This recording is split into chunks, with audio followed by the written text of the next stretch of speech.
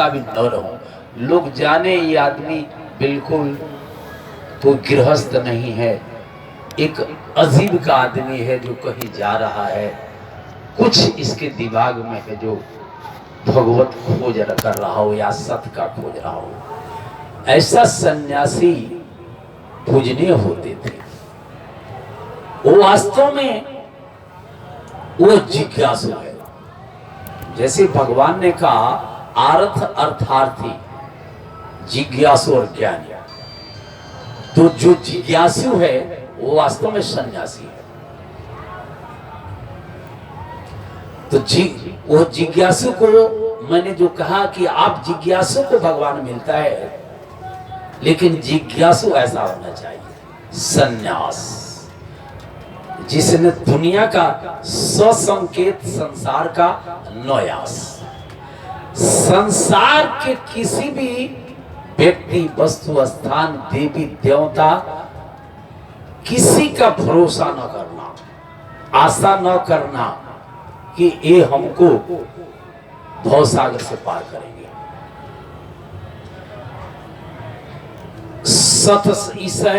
इस समय जो हम लोग एकत्रित हुए हैं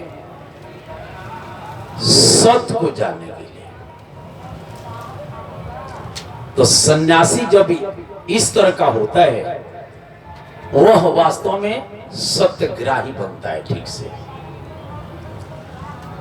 अब जरा सोचिए, वह जिज्ञासु ही वास्तव में पात्र है।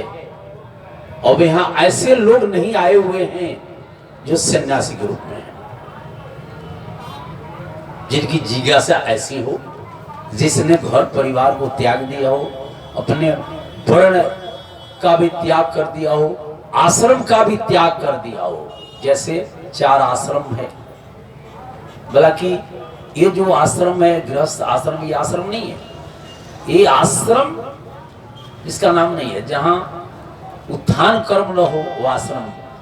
आश्रम सब बहुत पवित्र चीज है, लेकिन गृहस्थ जो जीवन है, गृहस्थी में रहने वाले को उठना है। गृहस्थ व्यक्ति को ही ज्ञान पाना भी है। गृहस्थ माने फंसा हुआ व्यक्ति। अब मैं सत्संग सुनाने के पहले भगवत कृपा से मैं ये कहना चाहता हूँ, वो दीपक जी कहाँ है, थोड़ा सा सत्संग का जो भजन है वो गा लेते तो अच्छा होता।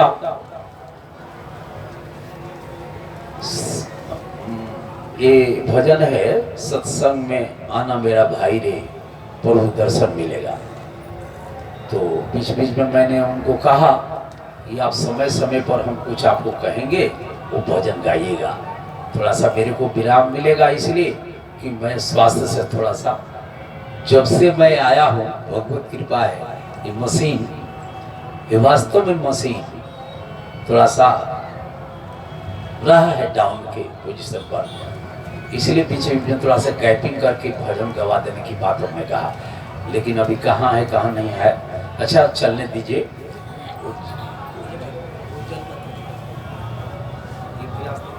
प्रेम से बोलिए श्री सद्गुरुदेव महाराज की जय। आप लोग ध्यान पूर्वक, यहाँ आप लोग ऐसा आश्चर्य के जैसा जी, आप ग्रहण भी न हो के त्याग भी न हो, उसका नाम आश्चर्य है। और सत्य भी न लगे और सत्य भी न लगे, ऐसा है सत्संग, ऐसा है भगवान, ऐसा है वो परम तत्व। आप उसी परम तत्व का छीटा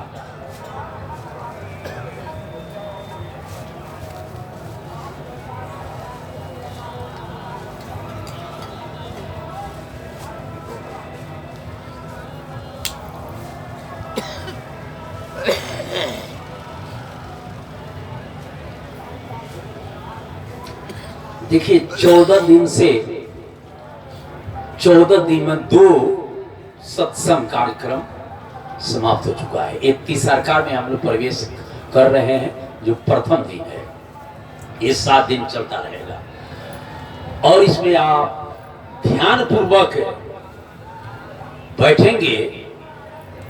सच्चाई को जानने में यहां भी लिखा हुआ है कि आत्मा ईश्वर ब्रह्म का दर्शन कराया जाएगा। तो आप अवश्य इस बात को जाने कि परमात्मा क्या है, और इसलिए कि परमात्मा ही को जानने के लिए बैठे हैं, और परमात्मा ही सत्य है। तो हम परमात्मा को जानने के लिए बैठे हैं, यह लक्ष्य हमारा है। आत्मा को जानने के लिए बैठे हैं। यदि सत्य के जानने में चलेंगे तो आत्मा का भी और परमात्मा का भेद भी जानना पड़ेगा, फिर जीव को भी जानना पड़ेगा। ये तीनों में क्या क्या मने भेद है और इसका क्या गुण और प्रभाव है, और इसका नाम रूप स्थान तीनों को अलग अलग है। परमात्मा परम तत्व है, एक सर्वोच्च सत्ता शक्ति है, वो आदमी नहीं है। एक सर्वोच्च सत्ता शक्ति है, और उसी सर्वोच्च सत्ता से आत्मा आत्मशक्ति प्रकट हुई, वो मूल प्रकृति का लाई, और उसके साथ आत्मा भी है। आत्मा का रूप एक प्रकाश रूप है, आलमी नूर है, आसमानी रसोई है, भर्गो ज्योति है। जिस आत्मा इस ब्रह्म का दर्शन कराने की बात है, वो प्रकाश रूप में मिलेगा। वो अभी जानना पड़ेगा। पृथ्वी का भी रूप होता है, जल का भी रूप होता है, नहीं, हवा का भी रूप होता है, वायु का भी होता है, अग्नि का भी रूप होता है। लेकिन इन रूपों से, इनके प्रकाशों से विलक्षण ये आत्म ज्योति, जो भर्गो ज्योति डिवाइन लाइट होती है। तो इसलिए आत्मा का भी दर्शन की बात है, और महाराज जी ने आत्मा का भी दर्शन कराया। और जीव जो शरीर में बैठा है, यह जीव का भी दर्शन आप करें। क्यों? तीनों को क्यों दर्शन कराएंगे? शरीर को तो आप देख रहे हैं, जानकारी आपको करना है। शरीर को देख रहे हैं, शरीर को आप मेरा और मैंपन, शरीर में मैंपन मेरापन हो गया है कि शरीर मेरा है अब मैं शरीर हूं। इसी से सारी गड़बड़ियां हैं। तो भगवान जी शरीर से अलग हटाकर जीव दिखाए। देख लो, शरीर के साथ ही मैं रहेगा तो सुख और दुख मिलेगा।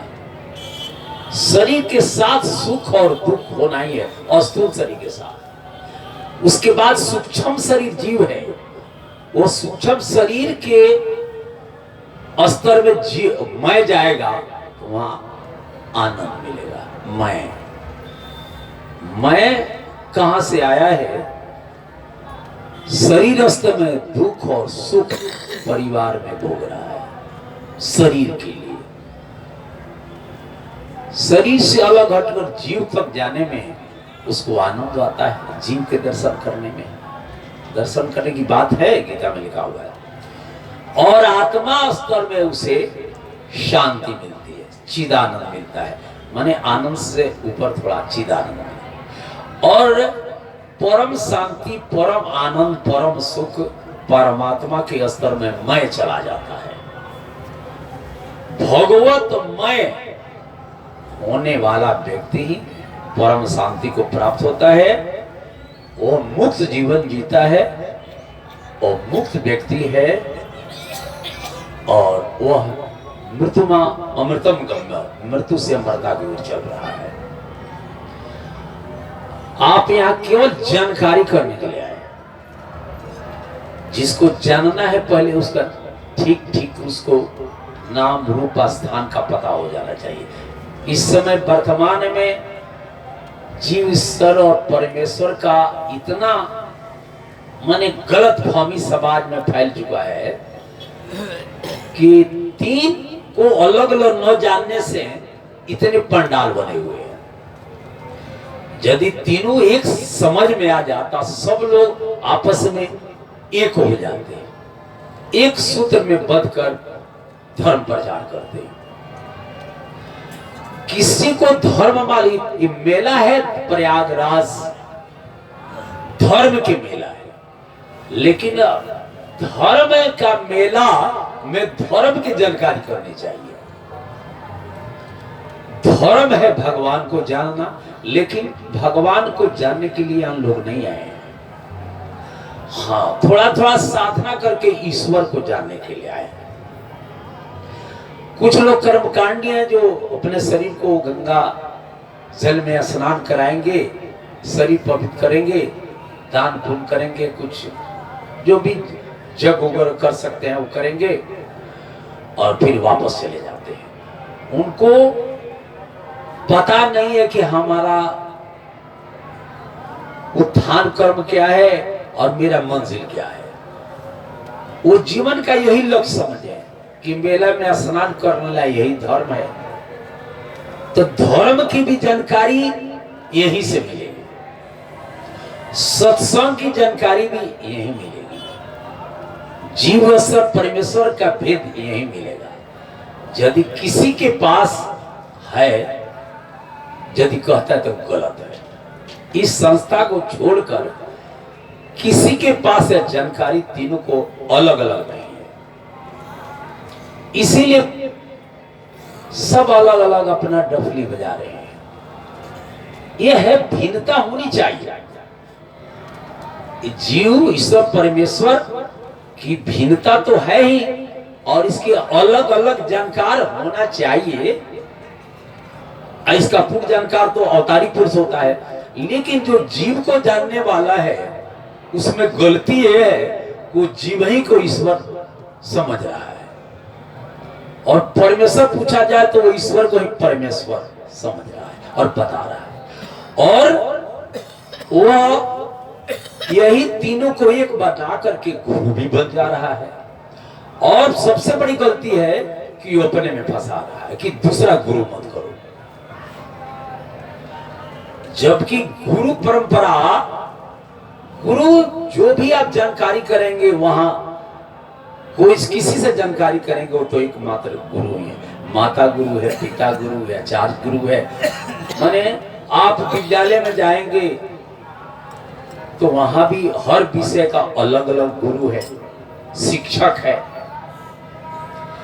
लेकिन परमात्मा प्राप्ति का कराने वाला जो सद्गुरु है वो धरती पर हमेशा रहते ही नहीं।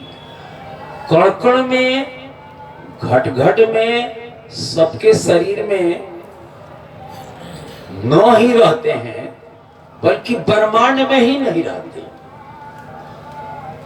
वह समय समय पर यदा यदा ही धर्मस्य ग्लानि भवति भारत, जो भी भगवान का अवतार हुए, चाहे सतयुग में, त्रेता में, द्वापर में, कलयुग में, तो यदि धर्म लुप्त नहीं हुआ होता तो भगवान को आने की जरूरत नहीं होती।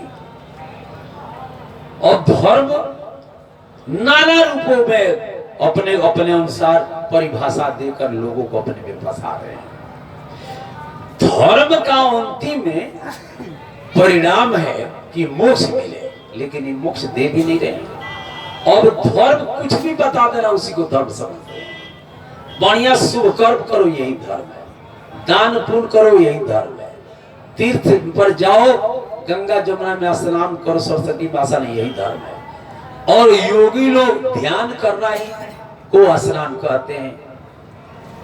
वो अज्ञा चक्र में जाकर ये जीव आत्मा ईश्वर ब्रह्म से मिलता है, इसको स्नान कहते हैं। लेकिन वास्तव में स्नान पवित्र जिससे होना चाहिए, वह जीव का जो स्नान है वो नहीं ज्ञानेन सदृश पवित्र में विदते, ज्ञान के द्वारा पवित्रता होती है। ज्ञान के अलावा कोई भी क्रिया, योग क्रिया है सबसे बड़ा, आप कर्म पवित्र नहीं कर सकता। इसलिए ज्ञान ये भगवान का निजी चीज है, इसी से उनका परिचय है। वही ज्ञाता, ज्ञान और ज्ञेय तीनों है। और लगता है ज्ञाता कुछ और है, ज्ञान कुछ और है, अज्ञेय कुछ और है। नहीं, जो पाने जोग है उसे वो ज्ञेय है, जानने जोग है वो ज्ञेय है, और उसको जनाने वाला है वही ज्ञाता है, वही ज्ञाता भी है। और ज्ञान ही के माध्यम से जनाता है, बिना ज्ञान से वो जान भी नहीं सकते हैं। तो ज्ञान तो उसी के पास है, तो वही ज्ञाता भी है, वही ज्ञान भी है, और ज्ञेय है मन जानने जोग भगवान ही है, और ज्ञान ही जानने जोग है। वो ज्ञाता, ज्ञान और ज्ञेय, देखिए वो अद्वैत है, एक है। हम सृष्टि द्वैत है, ज्ञान पाकर हम अद्वैत तत्व का बोध करते हैं। अद्वैत से द्वैत, दुनिया देखते हुए भी, द्वैत में रहते हुए, दुनिया में रहते हुए, द्वैत व्यवहार करते हुए भी अद्वैत के भाव में रहते हैं, वो ज्ञानी पुरुष है। वो द्वैत से अद्वैत, अद्वैत से द्वैत व्यवहार करते हुए भी अद्वैत में रहते हैं। व्यवहार करेंगे द्वैत में, लेकिन उनके दृष्टि में अद्वैत है, दो नहीं है, लेकिन द्वैत। तो सवाल है, अद्वैत एक है, फिर द्वैत कहने की क्या बात है? यदि द्वैत नहीं होता तो द्वैत कहने क्या हो सकता है? जब एक ही द्वैत है, एक है, फिर द्वैत कहने की क्या? दूसरा का मैंने सृष्टि, एक परमात्मा, परमात्मा से उत्पन्न सृष्टि, दो दिखाई पड़ रहा है। एक परमात्मा ज्ञान से दिखाई पड़ता है, और ये चार जगत के लोग भी हैं, तो चार दृष्टि से चार जगत भी दिखता है। तो जो दिखता है दृष्टियों से, चार दृष्टि से चार स्तर के प्राणी दिखाई पड़ते हैं, और स्थूल जगत, सूक्ष्म जगत, दिव्य जगत और परम धाम, तो चार जगत भी दिखता है। और सवाल है, अलग अलग दृष्टि से देखा जाता है।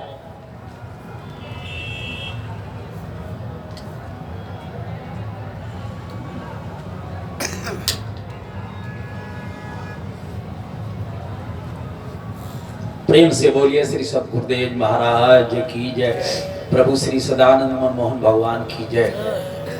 बातें बहुत बड़ी आ जाती है। आदमी यहाँ गृहस्थ में बैठा हुआ है।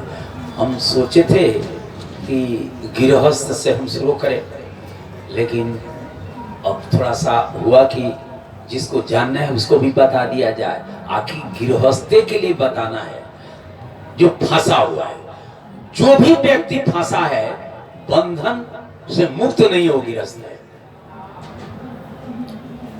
गृह में मनुष्य का सच्चा घर शरीर है। इस घर जो मिला है मानो शरीर, ये सच्चा घर है। लेकिन वास्तव में इस शरीर को पाकर साधन है परमात्मा तक जाना है। इसलिए इसी के शरीर के द्वारा हम परमात्मा तक जा सकते हैं, भक्ति सेवा करके ही। आपको अपने तरफ से रोले ही देना पड़ेगा। भक्ति सेवा, सत्य का बोध होता है, आप बोध उसी के द्वारा होता है। और जब तक वो आता नहीं है साकार में, तब तक आप उसे जान, देख, पहचान नहीं सकते। तो ये क्लियर है। उसी के द्वारा सत्य की जानकारी की जाती है। वो बताता है झूठ है, सत्य है। तो जो जान जाता है वो ज्ञानी आदमी पुनः उसी बातों को दोहराता है कि ये झूठ है, ये सत्य है। अब ये झूठ में रहते हुए, माने द्वैत में रहते हुए अद्वैत के भाव में है। द्वैत भाव हुआ कि बंधन पड़ जाता है। द्वैत भाव की आसक्ति नहीं होनी चाहिए। दुनिया दिखाई पड़े लेकिन देखते हुए न देखें आप, तो ये कब होगा? जो बैराग की स्थिति आएगी। तो जितने लोग फंसे हुए हैं वो गृहस्थी है।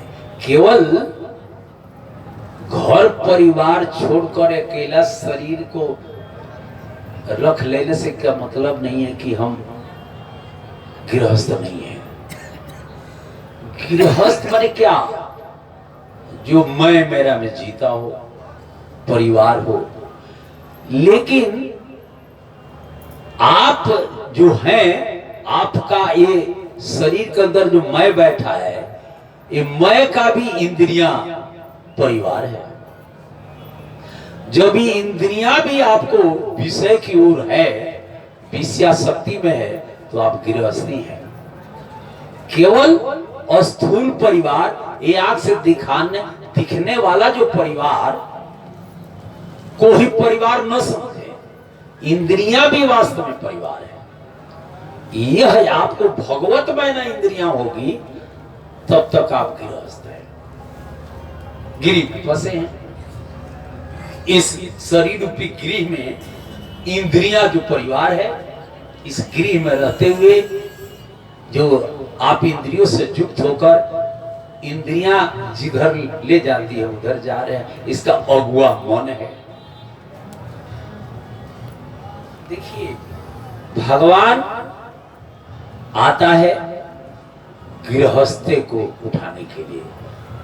वास्तव में पतित से पावन उठा देना। अब सवाल है, परमात्मा से ब्रह्मांड पतन हो रहा है, तो ब्रह्मांड ही पतन कर रहे हैं। ब्रह्मांड के हर व्यक्ति उससे पृथक हुआ है, ब्रह्मांड पृथक हुआ है। उसमें ब्रह्मा विष्णु महेश देवी देवताओं जितने भी जीव हैं सब अलग हो गए, अलग भान कर रहे हैं, परमात्मा से लिंक छूट गया है। इसलिए हर आदमी पतित है।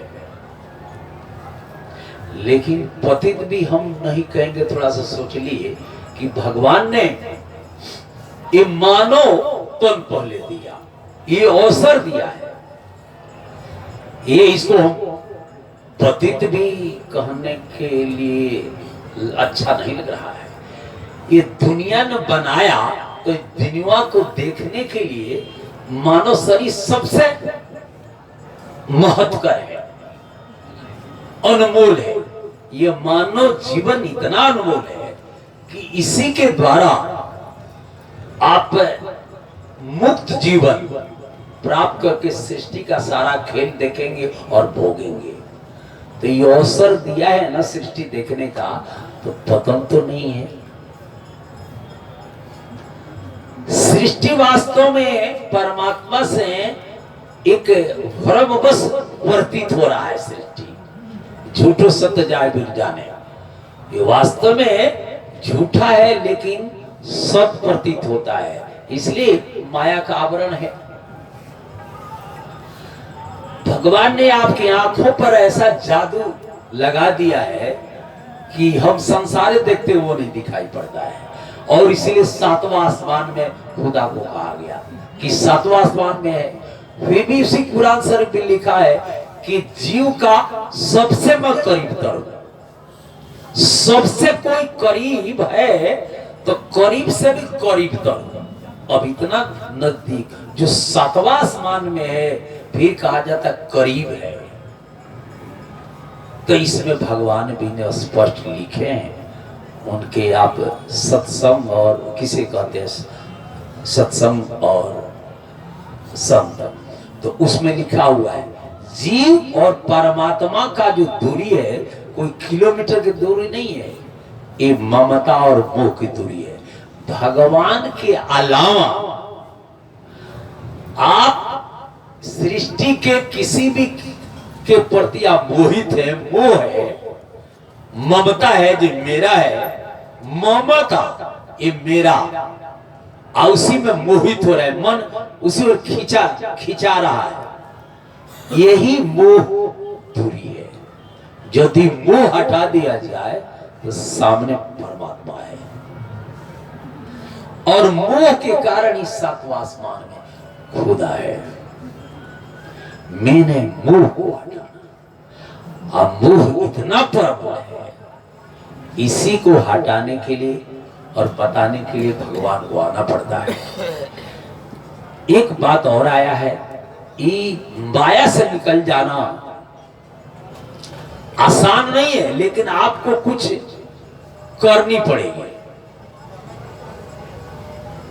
गीता में आया है, दैवी हिस्सां गुणमयी मम माया दुरत्या, मेरी त्रिगुणमयी माया अति दुस्तर है। मेरी त्रिगुणमयी माने रजोगुण, तमोगुण, सतोगुण, ये 3 गुण से माया है। रजोगुण व्यक्ति शरीर सुख में ज्यादा रहता है।